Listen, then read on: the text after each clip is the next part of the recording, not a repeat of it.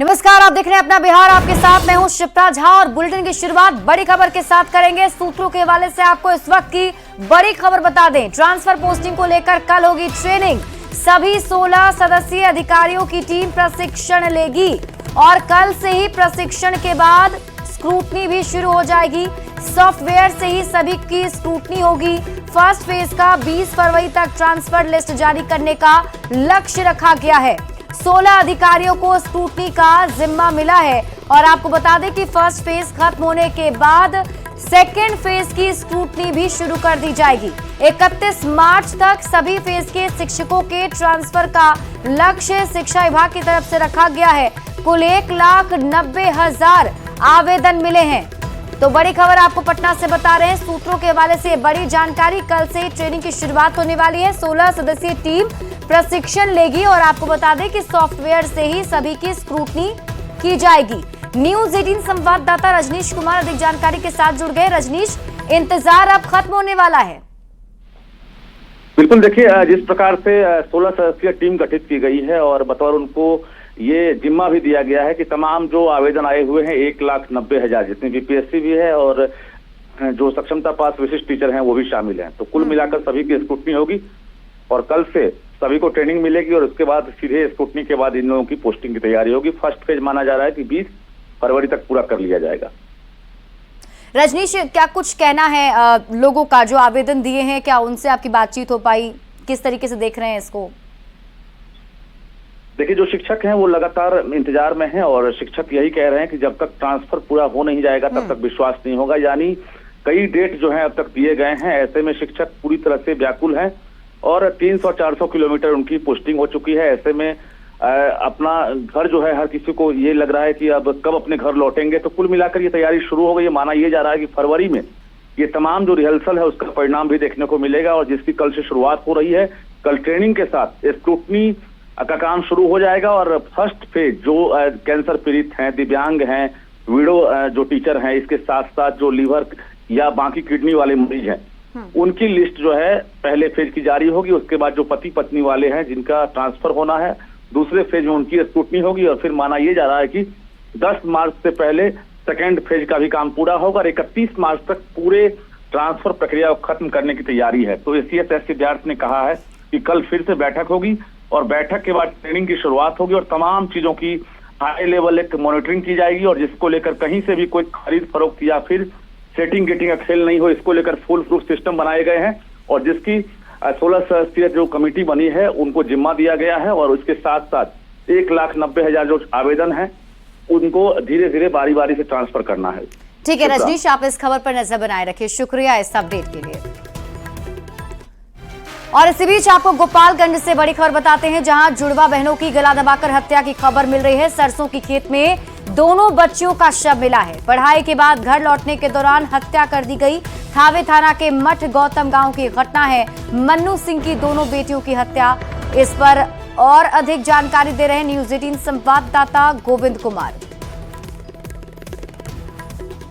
गोपालगंज में स्कूल से घर लौट रही 2 सगी बहनों की गला दबाकर हत्या कर दी गई है। ये वारदात थावे थाना क्षेत्र के मठ गौतम गांव के पास हुआ है और दोनों सगी बहनें हैं और कक्षा नर्सरी में दोनों बहनें पढ़ रही थी। बताया यह जा रहा है कि आज दोनों बहनें विद्यालय गई थी पढ़ने के लिए और लौटने के दौरान घर वापस नहीं लौट सकी, जिसके बाद परिजनों ने काफ़ी खोजबीन किया और जब नहीं मिली तो गांव के लोगों ने ही सरसों की खेत में दोनों जुड़वा बहनों का डेड बॉडी देखा। इसके बाद पुलिस को सूचना दी गई। थावे थाने की पुलिस मौके पर पहुंच चुकी है और शव को इस वक्त कब्जे में लेकर पोस्टमार्टम के लिए सदर अस्पताल लाया गया है। पूरे मामले की थावे थाने की पुलिस जांच करने में जुटी हुई है कि ये दोनों जो बहनें हैं इनकी उम्र 5 से 6 साल बताई जा रही है और वजह क्या हो सकती है हत्या की, किन लोगों ने दोनों बहनों की हत्या की, इसका खुलासा नहीं हो सका है। पुलिस इस पूरे मामले में जांच करने में जुटी हुई है और ये पता लगाने की कोशिश की जा रही है कि इन 2 मासूम बच्चियों की हत्या के पीछे किन लोगों का हाथ है। फिलहाल डेड बॉडी को पुलिस ने जब्त कर लिया है और पोस्टमार्टम कराने की जो प्रक्रिया है वो शुरू हो गई है। बताया ये जा रहा है कि थावे थाने के मठ गौतम गाँव के जो मन्नू सिंह की दोनों ये बेटी है और दोनों जुड़वा बहन है। फिलहाल हत्या की वजह का खुलासा नहीं हो सका है, लेकिन पुलिस का साफ तौर पर कहना है कि इस पूरे मामले की जांच की जा रही है और जो भी लोग इस हत्या में शामिल है उनकी जल्द ही गिरफ्तारी कर खुलासा किया जाएगा। गोविंद कुमार, न्यूज़ 18, गोपालगंज। और बड़ी खबर आपको दरभंगा से बताते हैं, जहां केवटी प्रखंड के असराहा कनीज फातिमा बिहार राज्य अल्पसंख्यक आवासीय विद्यालय के छात्र का भूख हड़ताल अधिकारियों के आश्वासन के बाद खत्म हो गया है। बता दें कि छात्र छात्राओं का आरोप है कि स्कूल में ना अच्छी पढ़ाई होती है और ना ही मेस में अच्छा खाना मिल रहा है। रोस्टर के हिसाब से भी खाना नहीं दिया जाता है। छात्रों ने सुबह नाश्ता का बहिष्कार कर आंदोलन की शुरुआत की थी, जिसके बाद विद्यालय प्रशासन और राजनेताओं ने जिला अल्पसंख्यक कल्याण पदाधिकारी को घटना की जानकारी दी। अल्पसंख्यक कल्याण पदाधिकारी हायाघाट मायाकांत तिवारी और जिला अल्पसंख्यक कल्याण कार्यालय के प्रधान लिपिक राहुल कुमार ने बच्चों के संग बात कर उनकी मांगों पर गंभीरता से विचार करने को कहा है। विभाग द्वारा सभी विषयों का शिक्षक का प्रतिनियोजन नहीं हुआ है और बच्चे की पढ़ाई वास्तव में सफ़र कर रही है। ये बच्चे की जायज़ मांग है। कुक जो एनजीओ द्वारा बहाल किया गया है वह किसी भी कारण से हो, एक सप्ताह पहले 3 ठो कुक भाग गया है और कुक की संख्या कम होने के कारण भोजन में विलम्ब हो रहा है और इसकी सूचना हमने विभाग को भी दे दी है और कुक का जो एनजीओ है उसको भी दे दी है। समस्तीपुर जिले में गंगा में आई बाढ़ के कारण पिछले दिनों काफी तबाही हुई। प्रभावितों को मदद के लिए सरकारी राशि का आवंटन भी हुआ। न्यूज 18 ने अनियमितता और घोटाले का खुलासा कर सबको चौंका दिया था, लेकिन सवाल है कि खुलासे के बाद कार्रवाई के नाम पर हुआ क्या। देखिए हमारी इस रिपोर्ट में।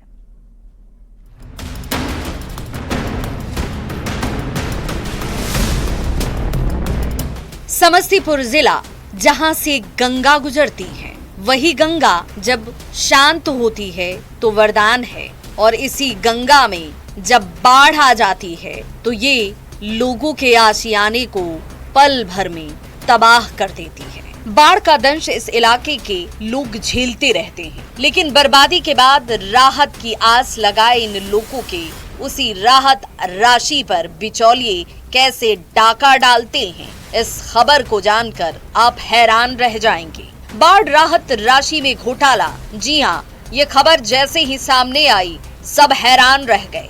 गरीबों के आशियाने बाढ़ की भेंट चढ़ गए। गरीबों की राशि का बंदरबाट हो जाता है। शर्मसार करता है ये मामला मोहनपुर और मोहिउद्दीन नगर प्रखंड का, जहां बाढ़ राहत घोटाले का न्यूज 18 ने खुलासा किया, जिसके बाद प्रशासनिक महकमे में खलबली मच गई। समस्तीपुर डीएम जांच कमेटी का गठन करते हैं और कहते हैं कि 15 दिनों के भीतर रिपोर्ट आ जाएगी और जो दोषी होंगे उन पर कार्रवाई जरूर होगी। उसमें हम लोग मोहनपुर और मोहिउद्दीन नगर दोनों प्रखंड में जितने भी बाढ़ राहत में इस तरह की राशि का वितरण हुआ है उसके जांच कराने के लिए दल गठित किया गया है और ये लगभग 15 से 20 दिन में इसमें रिपोर्ट दी जाएगी।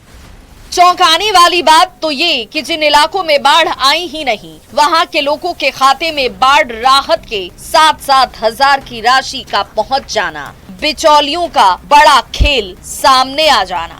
मोहिउद्दीन नगर और मोहनपुर प्रखंड के कुछ इलाके बाढ़ से प्रभावित जरूर थे, लेकिन मोहिउद्दीन नगर का मदूदाबाद पंचायत बाढ़ प्रभावित था ही नहीं। बाढ़ का पानी यहाँ पहुँचा ही नहीं। सरकारी रिकॉर्ड में भी ये बाढ़ से मुक्त पंचायत है। इसके बावजूद पंचायत के लोगों के अकाउंट में बाढ़ राहत की राशि जरूर पहुंच गई और ये सब खेल हुआ बिचौलियों की वजह से। इनका जाल इतना बड़ा कि अकाउंट धारी के खाते में 500 रुपए छोड़कर बाकी 6500 रुपए यूपीआई के जरिए बिचौलियों ने निकाल लिए। सामाजिक कार्यकर्ता कहते हैं कि खेल बड़ा है, जांच अगर सही ढंग से हुई तो घोटाला करोड़ों का निकलेगा, जबकि स्थानीय विधायक कार्रवाई की बात कह रहे हैं। डीएम साहब ने कहा है कि लंबी प्रक्रिया है जांच का, क्योंकि जीआर राशि जितनी गई होगी वो मोहिउद्दीन नगर और मोहनपुर ब्लॉक के अंतर्गत गई थी। कुछ पंचायतों में बाढ़ प्रभावित जो भी क्षेत्र थे, तो सबको मिलाया जाएगा और जो लोग भी इसमें दोषी होंगे कोई भी बचेंगे नहीं। ना ही कोई गमन में एफआईआर दर्ज किया गया, जबकि रिकवरी भी हुई है और रिकवरी में भी सिर्फ खानापूर्ति हुई है। हजारों लोगों को पैसा गया है, लेकिन 72-77 लोगों का रिकवरी दिखाया गया है। उसके बाद मोहिउद्दीन नगर अंचल से भी बाहर के अंचल में पैसा ट्रांसफर किया गया है, लेकिन इसके लिए अभी कोई जांच नहीं की जा रही है। ऐसे में देखने वाली बात होगी कि सरकार के द्वारा बाढ़ राहत के नाम पर जो सहायता प्रभावित क्षेत्र के गरीबों को दी जानी थी, उस मामले में राशि के बंदरबाट के कितने किरदार हैं, इस खेल में शामिल अधिकारियों पर क्या कार्रवाई होती है। मुकेश कुमार, न्यूज़ 18 समस्तीपुर। और देखिए, दिल्ली चुनाव के नतीजे का साइड इफेक्ट अब सामने आने लगा है। कांग्रेस को लगातार तीसरी बार करारी हार मिलने के बाद और पार्टी का खाता तक नहीं खुलने के बाद बिहार के वरिष्ठ कांग्रेस नेता और कटिहार के सांसद तारिक अनवर ने पार्टी को आत्मनिरीक्षण करने की नसीहत दी है। सोशल मीडिया एक्स पर पोस्ट करते हुए तारिक अनवर ने कहा कि पार्टी को यह स्पष्ट करने की जरूरत है कि वो गठबंधन की राजनीति करना चाहती है या नहीं। तारिक अनवर के इस पोस्ट पर सियासत गर्मा गई।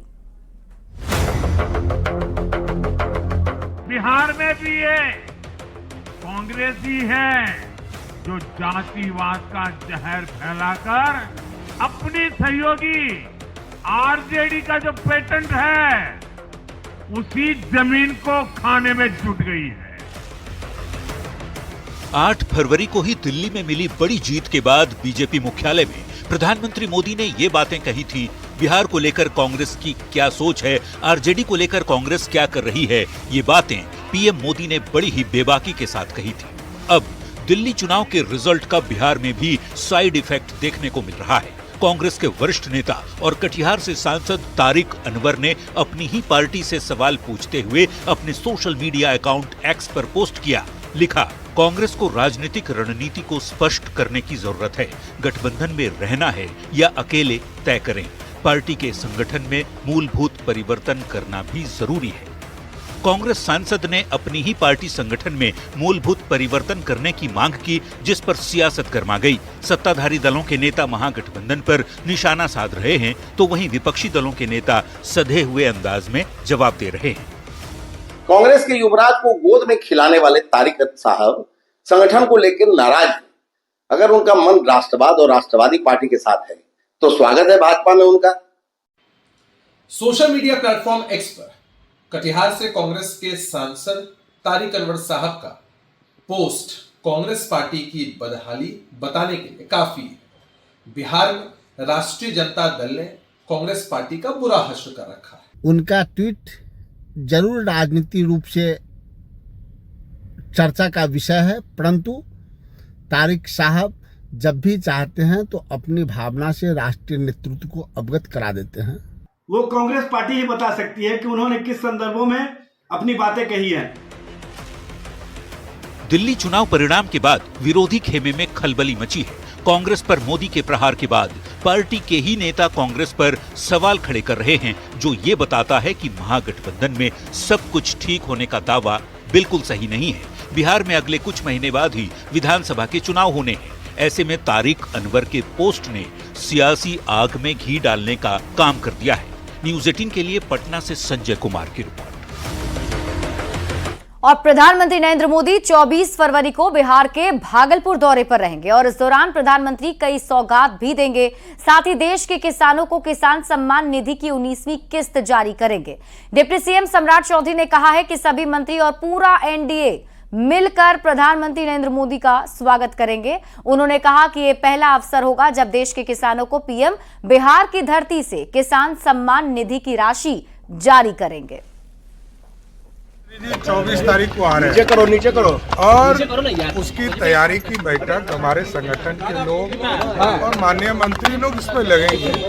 तो 24 तारीख को जो प्रधानमंत्री जी आएंगे और किसान सम्मान समारोह के तौर पर पूरी व्यवस्था, पूरी भारतीय जनता पार्टी, पूरा एनडीए सब लोग मिलकर आदरणीय प्रधानमंत्री जी का स्वागत करेंगे। 24 फरवरी को बिहार के भागलपुर में आ रहे थोड़ा सा नीचे थोड़ा अच्छा हो जाएगा। देश के किसानों को किसान सम्मान निधि की 19वीं किस्त भागलपुर से जारी करेंगे और भागलपुर के हवाई अड्डा मैदान पे उपस्थित जनसमूह को आदरणीय प्रधानमंत्री नरेंद्र मोदी जी, माननीय मुख्यमंत्री श्री नीतीश कुमार जी एवं एनडीए के हमारे सभी केंद्रीय नेतागण, माननीय उप मुख्यमंत्रीगण और कई वरिष्ठ मंत्री उपस्थित जनसमूह को संबोधित भी करेंगे।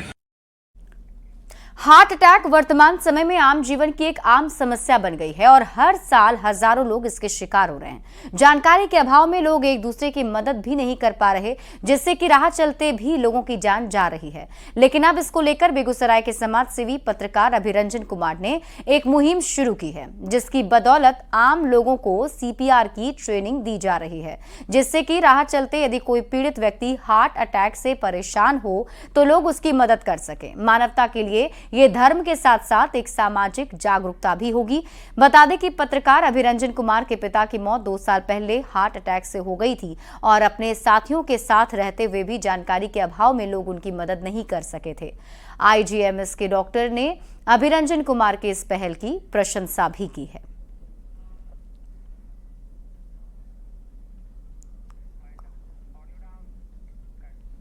और फिलहाल इस बुलेटिन में अभी के लिए बस इतना ही। आप देखते रहिए न्यूज़ 18 बिहार झारखंड।